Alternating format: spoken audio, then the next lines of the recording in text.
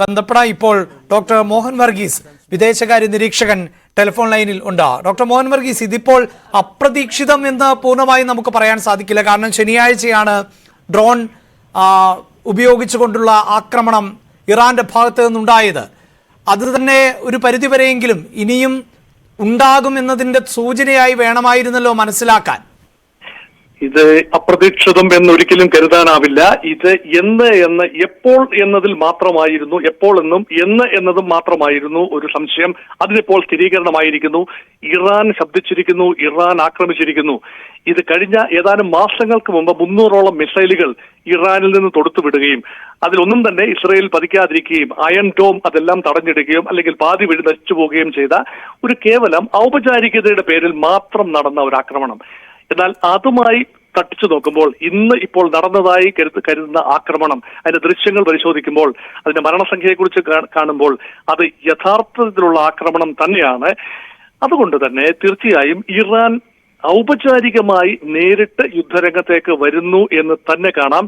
ഇതുവരെ ഉണ്ടായിരുന്ന നയം പ്രോക്സികളെ വെച്ചുകൊണ്ട്, ഹൂതി വിമതരെ വെച്ചുകൊണ്ടും അല്ലെങ്കിൽ ഹമാസിനെയും ഹിസ്ബുള്ളയും ഉപയോഗിച്ചുകൊണ്ടും അതുപോലെ മറ്റ് സിറിയയിലും ഇറാഖിലുമുള്ള ഷിയ മിലിഷ്യകളെ ഉപയോഗിച്ചുകൊണ്ടുമുള്ള ഒരു സറോഗേറ്റ് മെത്തേഡായിരുന്നു, ഒരു പ്രോക്സി യുദ്ധമുറയായിരുന്നു ഇറാൻ ഉപയോഗിച്ചിരുന്നത് ഇസ്രായേലിനെതിരെ.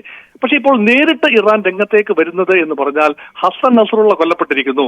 അത് മാത്രമല്ല ഇറാന്റെ തന്നെ പരമോന്നത നേതൃത്വം ഒരുപക്ഷെ വധിക്കപ്പെട്ടിരിക്കാൻ സാധ്യതയുള്ളതായി ഇറാനിലെ ഒരു വിഭാഗം ആളുകളെങ്കിലും ആത്മാർത്ഥമായിട്ട് വിശ്വസിക്കുന്നു. ഒരു ഹെലികോപ്റ്റർ അപകടത്തിലാണ് ഇബ്രാഹിം റൈസി എന്ന ഇറാനിയൻ പ്രസിഡന്റ് ഏതാനും മാസം മുമ്പ് കൊല്ലപ്പെട്ടത് എന്നാണ് പൊതുവെ വിശ്വസിക്കപ്പെടുന്നത്. എങ്കിലും അദ്ദേഹത്തിന്റെ വിമാനത്തിൽ ഉണ്ടായിരുന്ന പേജർ, അദ്ദേഹത്തിന്റെ കൈവശം ഉണ്ടായിരുന്ന പേജർ പൊട്ടിത്തെറിച്ചിരിക്കാനുള്ള സാധ്യത ഇപ്പോൾ തള്ളിക്കളയാനാവില്ല.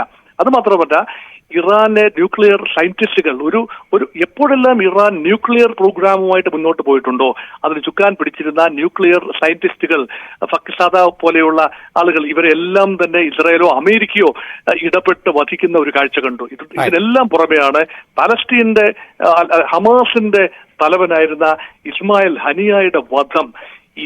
ഇറാന്റെ പരമോന്നത ഒരു അധികാര സ്ഥാനത്തിന്റെ മൂക്കിന് മുന്നിൽ വെച്ച് ഇസ്രായേൽ ഗംഭീരമായി നടത്തിയെടുത്തു എന്നതിന്റെ ഞെട്ടലിൽ നിന്നും ഇറാൻ ഇതുവരെ മോചിതമായിട്ടില്ല. ഇതിനെല്ലാം തന്നെ കണക്ക് ചോദിക്കും എന്ന് വാക്കാൽ പറഞ്ഞതല്ലാതെ ഒരിക്കലും യഥാർത്ഥത്തിൽ ഒരു തിരിച്ചടി നൽകാൻ ഇറാനായില്ല.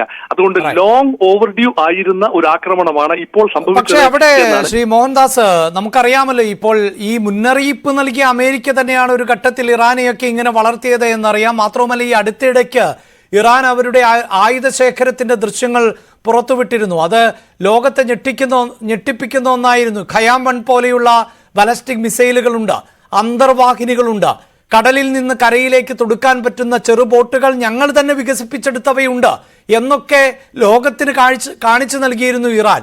അപ്പോൾ അങ്ങനെ ഒരു ചെറിയ പ്രഹരശേഷി അല്ല ഇറാനുള്ളത്. അത് ഈ പശ്ചിമേഷ്യ ഒന്നാകെ വലിയ തോതിൽ ആശങ്കപ്പെടുത്തുന്നില്ലേ?